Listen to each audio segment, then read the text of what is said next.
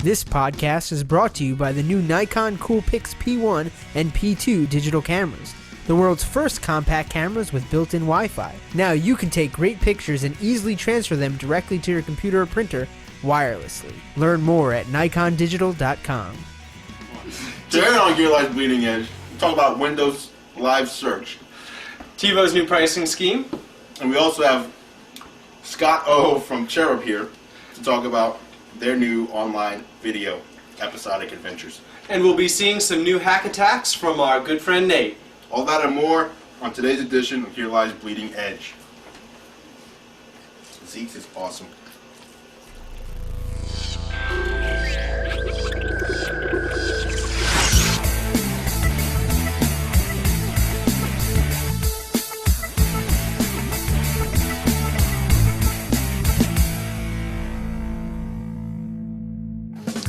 Hello everyone and welcome to this week's edition of Gear Live's Bleeding Edge. I'm Andrew Edwards. And I'm Sparky. We're here to bring you tech news through the eyes of GearLive.com, so let's jump in.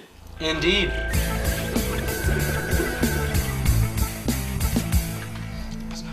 Recently, Microsoft has launched their new Windows Live search engine at live.com.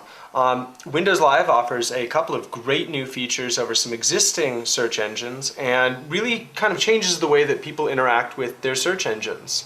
The new Windows Live has a great splash page where you're able to reorder all of your content and say what kinds of things you want to see. You can have your city's weather, quotes that you're interested in, your Hotmail, information like that that's good to have at a glance. So this is, but this is stuff that a lot of portals have. MSN, Windows True. Live, Google. Well, who doesn't Yahoo. have it at this point? Exactly. Now, where they've really changed things is how they do their search, and they've changed the search paradigm a little bit. For instance, have you heard about the new Zubbles, those colored heard about bubbles? Zubbles. Yeah, so let's see what we get with Zubbles. So when People that don't know Zubbles are colored bubbles. Go ahead, do your we'll search. we'll find out about what Okay. Zubbles are. Let me not ruin it. So the first thing is it automatically detected that I probably want an image because Zubbles are a very graphical thing, and so it brought up the image search first.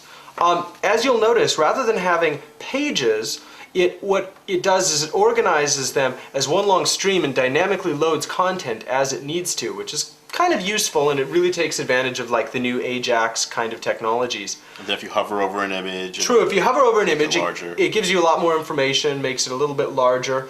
It also lets you, in real time, readjust the size of your thumbnails so you can fit more of them on screen at once to see what other options are out there. Now if I click on an image, it will put all of the image search results into a sidebar and actually take me to the page where that image was found. Now what if you want to not be inside of Windows Live anymore? Well, that's pretty easy. You can just simply click on the page link and it'll take you right to that page outside of Windows Live. Now, in keeping with their not reloading the page, using Ajax, you can also say, well, I didn't actually want an image search of Zubbles, I wanted to see the web search of it. And so you just click on web and you get this nice long stream. Now again, rather than having pages like on Google or MSN search where you'd page through seeing 5 results or 10 results at a time, it dynamically loads the results so you can just keep scrolling and scrolling and scrolling in a very uninterrupted way. Without ever having to say, let me see the next page, let me see the next page. Now this is supposed to be taking the place of MSN search. Correct, and I'm not sure when that's going to happen, but for right now I think this is kind of their technology showcase, and once they get all of the final bugs and kinks worked out, then they'll move that over to their primary search engine. Yeah, which I'm looking forward to. It's actually a really good job. I'm not sure how, who knows about this besides people like us? Like the average person that goes to Google first to search for bakery downtown or whatever? Not many people yet. I haven't seen a lot of hype around live.com from Microsoft yet, but obviously with Windows Live being their major new branding scheme, we're going to be seeing a lot about Windows Live coming soon. If you want to check it out right now, visit live.com, live.com. That's right. Next up, TiVo has announced their new pricing plans. And I don't know if you've heard about this. Okay. Very disappointing from my point of view. Now, what's disappointing about it to you? Well, here's what happens. TiVo has been expected, or it's been rumored, that they were going to do away with their lifetime subscription model. I like the lifetime subscription model because it allows you to get a deal. True. Rather than paying monthly $12.95 or $9.95, whatever it was they were charging. You just get a lifetime subscription to TiVo. don't ever have to worry about it again.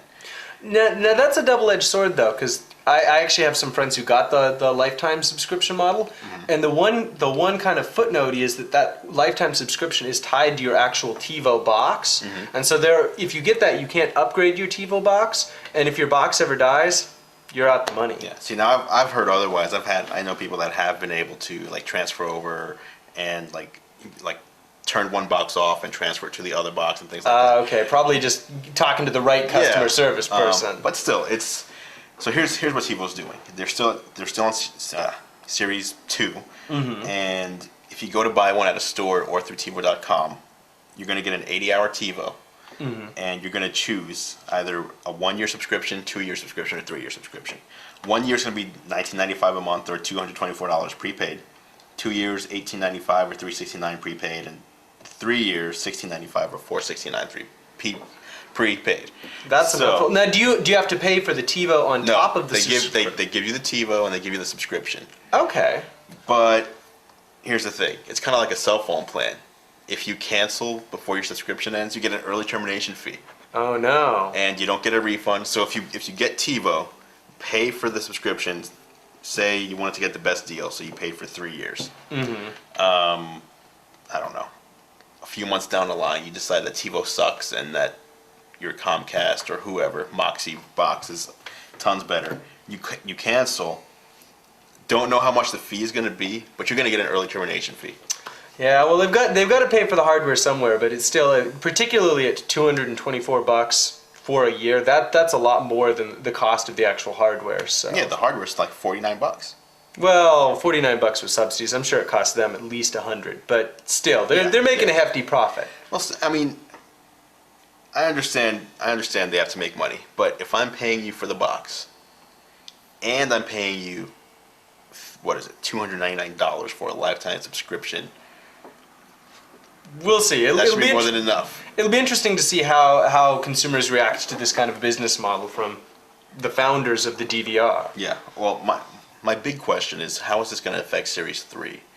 There's no way they're going to, I mean, unless they are. That would be cool. I wouldn't mind paying this for Series 3. But when Series 3 launches, is 1 year going to cost, $224? Or will I have to pay for the Series 3 box and pay $224 for a subscription? Or, how's that going to work? My guess is that they'll keep with this model. The other thing that I've seen a lot of talk about is that Series 3 is not going to be sold directly to consumers, that instead they're going to focus on selling it to the Comcasts and the Delphias and the cable companies of the world as a leased box. So rather than you paying a direct, $16.95 or $20 a month to the TiVo company, you'll pay $10 a month to your cable provider. Yeah, that would be really odd. If you're saying it's a possibility that I might not be able to go to Best Buy and buy a TiVo Series 3. It's a possibility. We'll have to see how the relationship's sort I don't know out. if that's going to happen. That would make no sense. We'll see. No sense. Okay. What else do you got? In the last couple of days, I've seen some really interesting articles on brain-to-computer interfaces. This year at CeBIT, they're going to be demonstrating a 128 electrode system that's going to allow paralyzed people to interact with computers. What this system does is they put this series of 128 electrodes on the person's head, and right now it takes like an hour and it's not very efficient. But by monitoring an EKG of the person's brain, they can then turn this into computer control, and the computer the person with practice can then control a computer. Now, Can't Stephen Hawking control a computer? Well, I think he's using his eye to select things on a screen. This is directly with the patient's brain. They don't need to be able to move anything at all. It can be completely paralyzed. Okay. Now, this isn't very much for right now. I mean, like they're saying that somebody who's very experienced with it can type 10 to 15 words a minute. Not that impressive. But what's good about this is laying the groundwork for future neural interface type technologies, and having non-paralyzed people being able to take advantage of a technology to get information into or out of their brains without having to use a typical display or a keyboard or a mouse, being able to directly control a computer. And it's going to be really exciting the next couple of years to see. That's amazing. How they can take this from an hour long to apply and 128 electrodes into something that might be ready for general consumers. just head to the store and pick up a brain interface for your PC. Sign me up. Or like you just buy it from Dell. I hope they come with your Dell computer very soon, but I'm guessing 5 to 10 years before we even start to see this kind of thing for consumers. Okay, that was The Wire. Let's move on.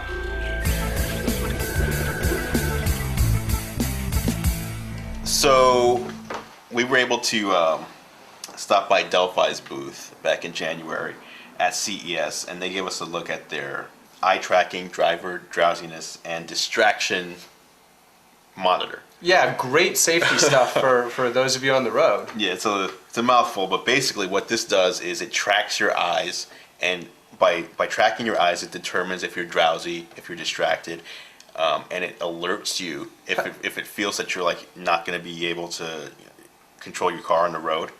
Very It'll cool. ask you what's going on. Well, let's take a look at the video. Check it out. Okay, what you see here is Delphi's drowsy driver and distracted driver alert system. It uses visual monitoring technology, image processing technology to classify a driver's face. First of all, looking for where his eyes are located, and when he gets settled in. By the way, there's no special training required. We have a little bit of bright light reflection coming from the spotlight, so move your head a little bit to kind of get the spots off your eyes. And we can change the height. You might want to be at arm's distance, like you're driving. That's right. Think of it as we want to be like you drive a car. That's why I lower this so that it's sort of the way you adjust your seat. Now you're driving, okay? It's found your eyes.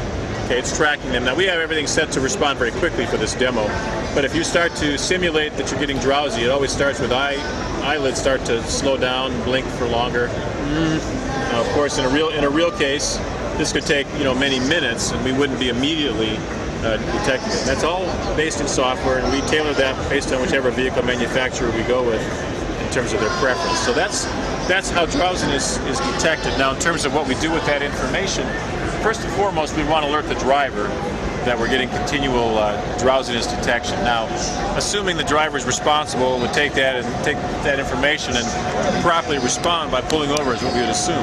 That's not always going to be the case because we know drivers do drive knowing they're drowsy. But more importantly, we offer this to commercial vehicle fleets and commercial vehicle operators, where in that case, these fleet owners definitely want to make sure that their employees who are drivers are operating the vehicles safely.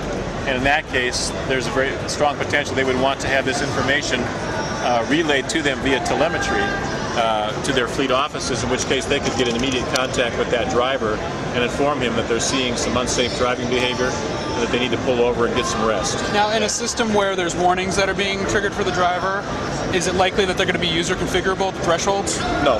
Let's put it this way. If our experience with commercial vehicle fleets is they basically, and typically vehicle manufacturers, on types of safety systems, they typically want to decide what level of variability to offer, build it in, and not give the driver tunability.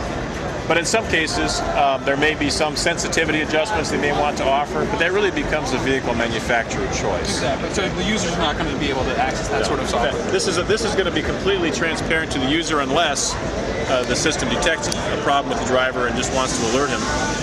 But no, there's no training, no special procedure. The driver would just get in and drive, adjust their seat for proper driving, and this system would be aimed for the right place. Will the system tell you when you're configured properly, like when it detects your eyes? Like if you have to adjust, you're going to have to adjust the... No. In this case, because you're standing on the floor, you're not sitting in a seat. Of course. We adjust this for you, but normally in a car, you will adjust the seat up or down, fore and aft, so that you're in the proper position to hold the steering wheel, operate the pedals, and look out the window. That's where the camera will always be focused. So once you get in that correct position for the vehicle, you're going to be in the right range for the camera. Now, you said there's 2 modes to this? Yeah, and the other mode I'm going to show you is I'm going to switch it over to, oops, getting a little bit of slowness here. Of course it would not work the time I want to show it to you. Well, there we go. Okay. Driver distractedness. One of the other very common problems would be drivers who look away from looking ahead. They look away for too long a period of time. They may look down to adjust the radio, looking to the side, and they see something outside the car. They look down to dial a cell phone. In that case, they take their eyes off the road for too long a period, they're at great risk of something happening in front that they weren't aware of and they can't react in time. So if you want to simulate looking away or looking down the dial. Well, it's already maxed out right now. Okay, look forward.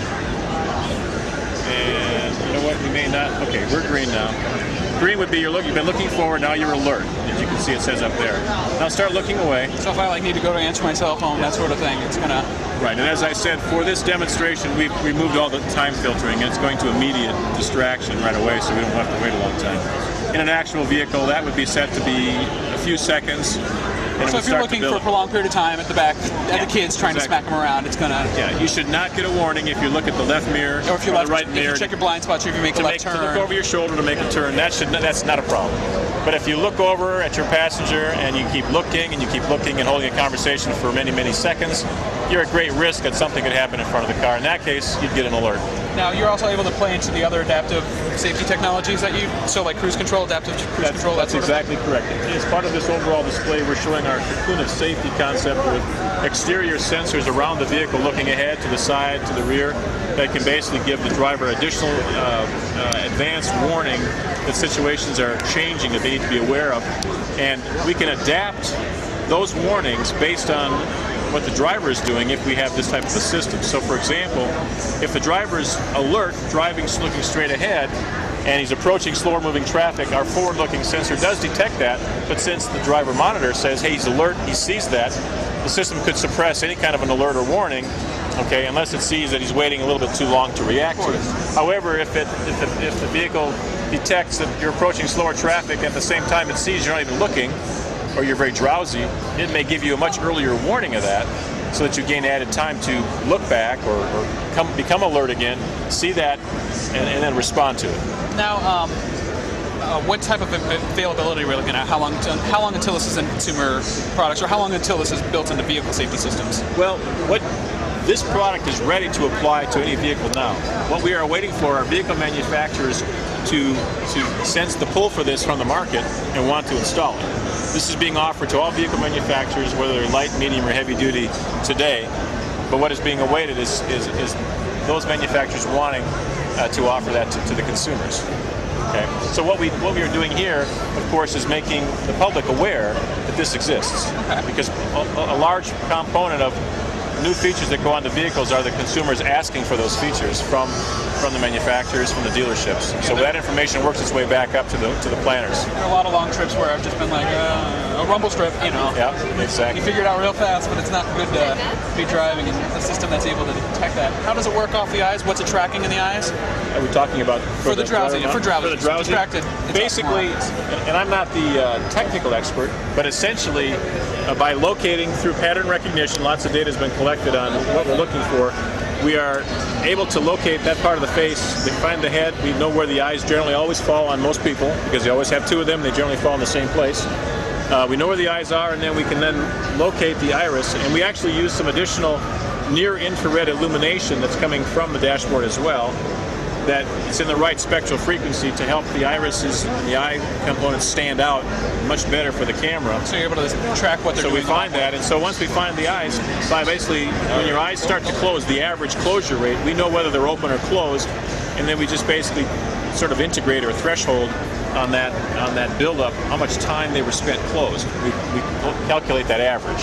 Now I'm noticing if I turn away, it's having trouble tracking one of the eyes, obviously. So, you know, that sort of system, you're going to be able to integrate both alert systems in the same. Yeah. For this demonstration, we're just separating them out so we can talk about them separately. It's not like you have to choose just drowsiness versus distractedness. No, you're not going to flip the switch. Which one am I more likely? Okay. That is correct. As a matter of fact, you know, it's tracking drowsiness, but the minute you look away, okay, it's going to sort of hold off on the drowsiness. You're obviously looking around. Not go up or down. It sort of doesn't know, so it's going to just sort of hold that number.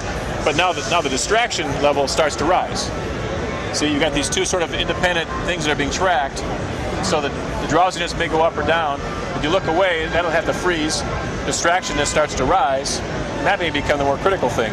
If he looks back, distractedness goes down. Now you start to track drowsiness again too, so you can see how they work. Another thing is you were saying that you're able to track drowsiness from the very onset. So before you actually start nodding off, right? Yes. I mean, right now it's at an accelerated pace. Extensive research shows that the earliest indications of the onset of drowsiness, long before head nodding and things like that occur, are just that the eye behavior, the blink behavior begins to change. It slows down, prolonged closure, and that's immediately detectable before they start to get to the more severe cases of nodding off, microsleep, and things like that. Very interesting. Well, thank you very much for your time. You're welcome. Appreciate it. Yeah. So as you can see in the video, Very.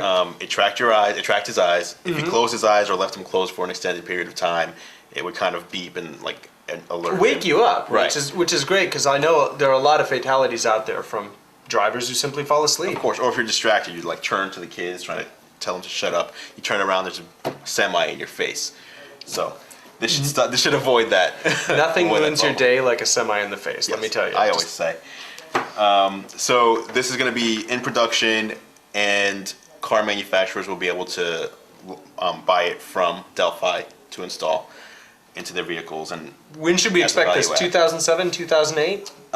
they said 2 to 4 years. 2 to 4 years. Because even if they put it into a car that's being developed today, that car won't hit the market for another 2 to 4 years. So 2007 to 2009, somewhere in Right. there. Perfect.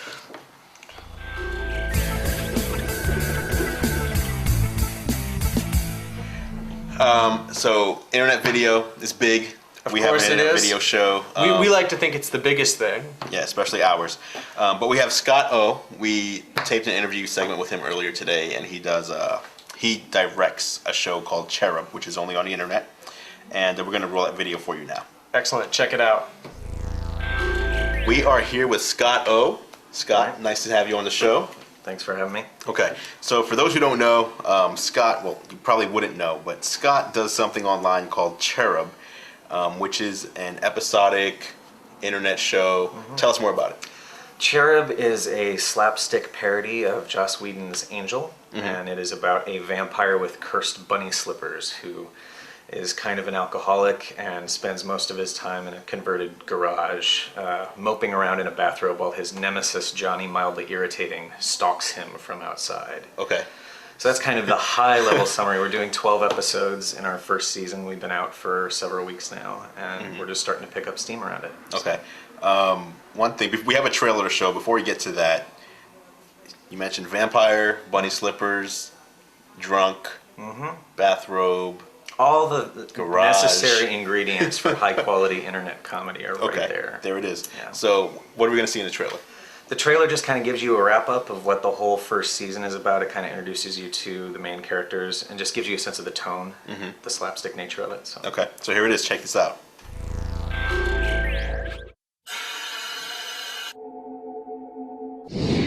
In a world of evil, his was the darkest soul. You're such a bad boy. Oh, you, on the other hand, are absolutely delicious.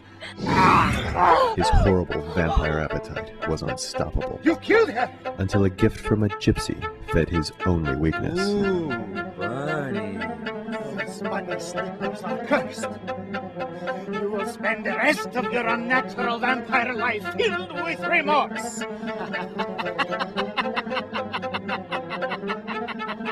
So he has lived for hundreds of years as Cherub, the vampire with bunny slippers. You guys help the helpless, right? We help people. We're from the law firm of Dog Boy and Gilly. Are you people drunk or what? You see, Cherub has a weakness. Who's that? It's Muffy. Muffy the vampire chiropractor. If he ever experiences a moment of perfect back adjustment, his bunny slippers will revert to evil. Hello, is this Ashley Judd? And Cherub will lose his soul and become Cherubus. Well, you better run out and catch it! It says here that a vampire with bunny slippers will be confronted by his long-lost son. You'll have to cut open your father's stomach. You thought she was dead, but you slept with her anyway.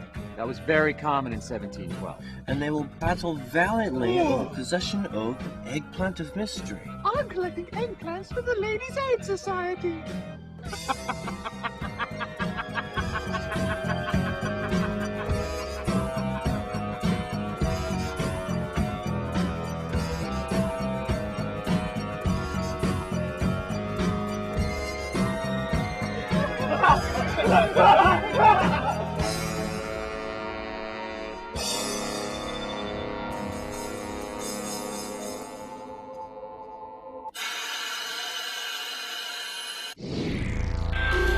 So obviously, a lot of work was put into that. I can actually tell that you have actors. You didn't just like gather a group of your friends and neighbors to put this together. We actually went and got a bunch of people who have a lot of experience. Some of the folks even have a lot of on-camera experience as well. So that's one of the main things. We don't have the budget to do special effects and to do a lot of fancy sets, but we definitely have some really talented people that we could pull in to help us figure out how to stage it and how to shoot it and so on. Definitely. Now, how did you come up with the concept of Cherub and his character and the characters that surround him?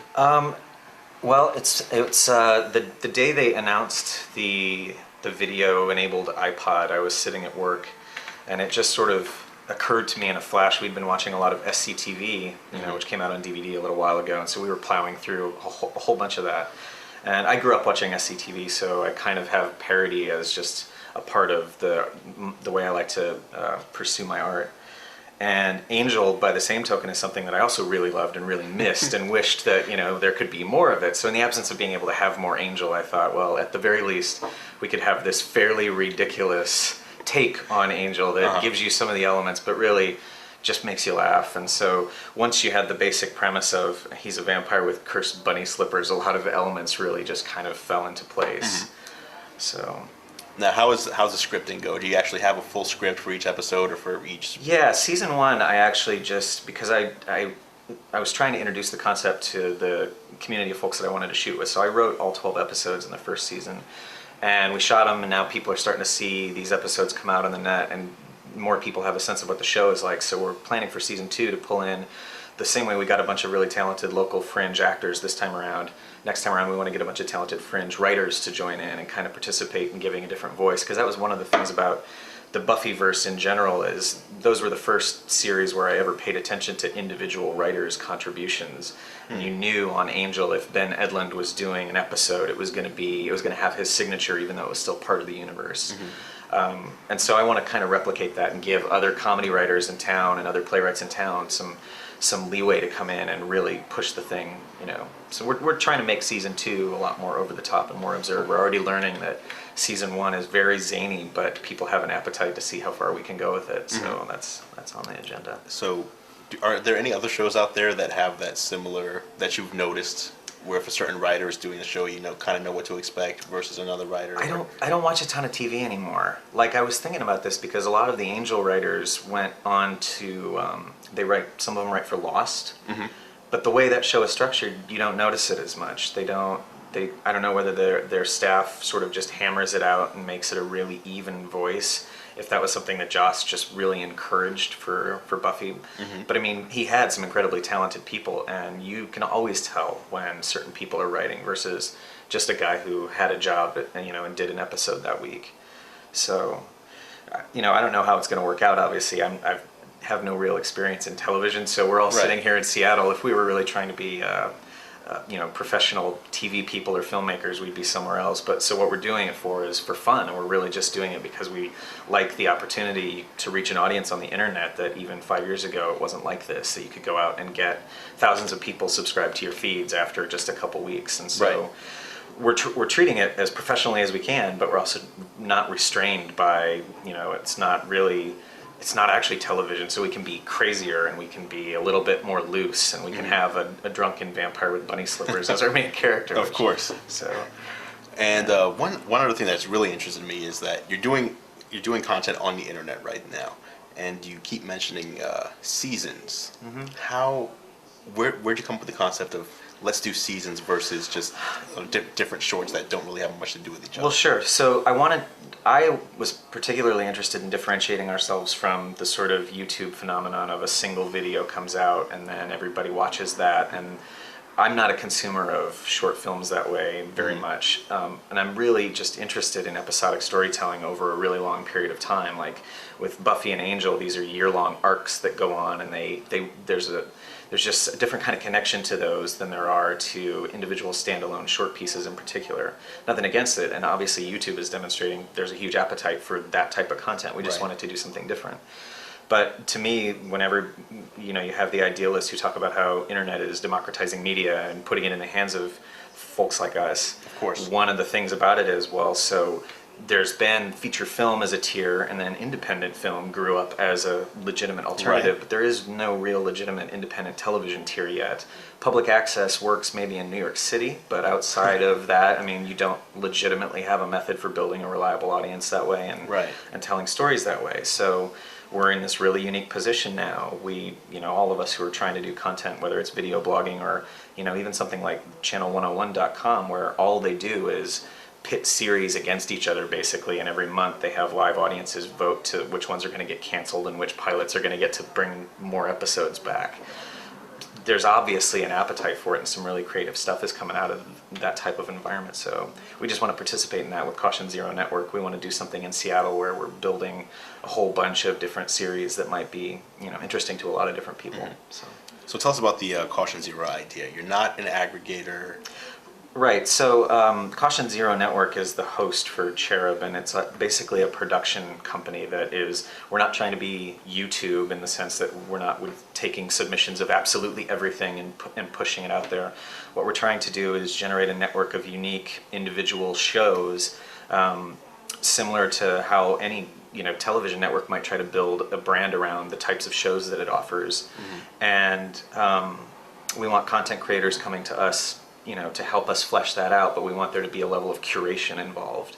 And then what we want to explore over the course of time is how do we syndicate that content to all the different platforms that are coming, and how do we, participate in advertising networks on the basis of our network's traffic. But it's really got an artist focus. We have the luxury of being able to focus on the fringe community here and tap into, there's both a fringe theater community here and a fringe film and video community here that's very strong. So we're hoping that over the course of time, we don't need to have every single video on the planet to succeed. What we do need is just a stable of really interesting things mm-hmm. that you think you might want to come back to. There's a couple other networks that are doing that. I think Revision 3, they're not doing fiction series, they're doing a bunch of different talk series, but it's the same network approach. You get that when any of the shows in their network, there's a similarity in style, even though they all have unique mm-hmm. voice, and I think that's something that we're going to experiment with. So. Yeah, the Revision 3 guys seem to be focusing mostly on the old Tech TV personalities, mm-hmm. giving them a new home, because obviously once Comcast bought Tech TV, it wasn't Tech TV anymore. Right. So tell us where we can watch the next episodes and catch up on season 1 as well. You can watch at cautionzero.net/cherub. And if you just go to cautionzero.net in the future, we'll be rolling out new series probably later this year. Perfect. I'm going to look forward to it. I actually learned about Cherub recently through my contact with you, and just seeing the trailer makes me actually want to go and check it out. So excellent. Good job on the trailer. And again, the episodes are 4 to 7 minutes long? 4 to 7 minutes. We're trying to keep them short. Everybody's attention span for digital video on the internet, it's not really the hour long, and you don't want to carry an hour of video on your iPod, so mm-hmm. it's really intended to be quick bursts that are funny, and then just tune in next week for the next one. Right, exactly. So thanks again, Scott. All right. Scott, Thank for you. being here. Appreciate it.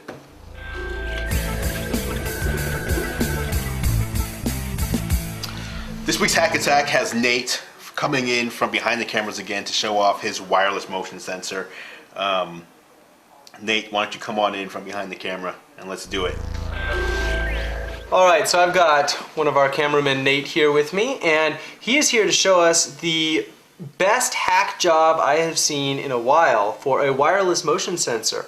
Nate, tell us about what this does. I came up with the idea for this when I saw this little tiny motion sensor for sale on a website that I can't quite remember. I thought, wow, this is really tiny. I should try and make something out of it. Make something you did? Yeah. So I was thinking, okay, what could you have use for a little tiny motion sensor that's just, it's small, it's difficult to see. So, so I was thinking, it's not exactly a legitimate purpose, but say if you were a secret agent, this would be one of your spy gadgets. You pop in the batteries and the motion sensor will wirelessly tell you when something is moving within its range. Now this is what it transmits to, and this just has a speaker and another battery and a receiver. What's the range on this? I haven't exactly tested the range, but it should be somewhere between 50 and 100 feet, more if you actually put an antenna on the transmitter. So I could definitely hide this in my secret passageway and be in my secret lair and know when my enemies are coming. Absolutely. So well, let's try it out. Let's see it in work. All right. So we've rigged up the motion sensor in the entrance to our secret lair here, and I've heard that Andrew's coming up with some pizza, so let's give this thing a try. Ah, somebody must be coming. We can hear it. Pizza's here. What was that? There's noises happening. This is the wireless motion sensor. We saw you coming, and we're ready for you. I almost dropped the pizza, guys. Perfect. All right. So, hang on. Have a seat. You mentioned that it's like quiet for a reason. Yeah. Well, obviously, it's a demo model.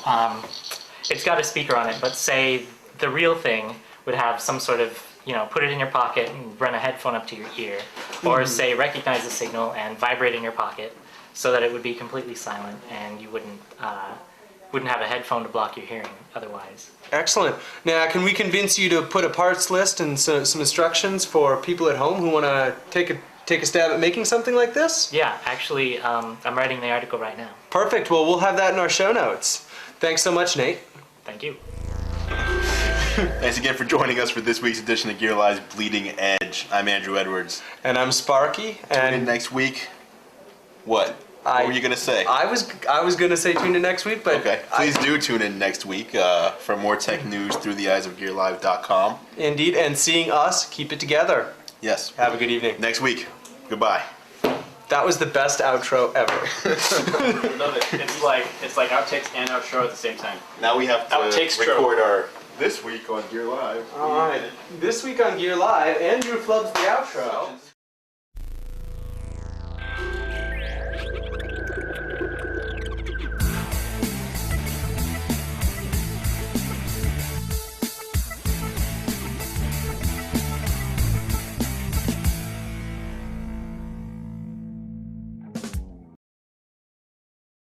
This podcast is brought to you by the new Nikon Coolpix P1 and P2 digital cameras, the world's first compact cameras with built-in Wi-Fi. Now you can take great pictures and easily transfer them directly to your computer or printer wirelessly. Learn more at nikondigital.com.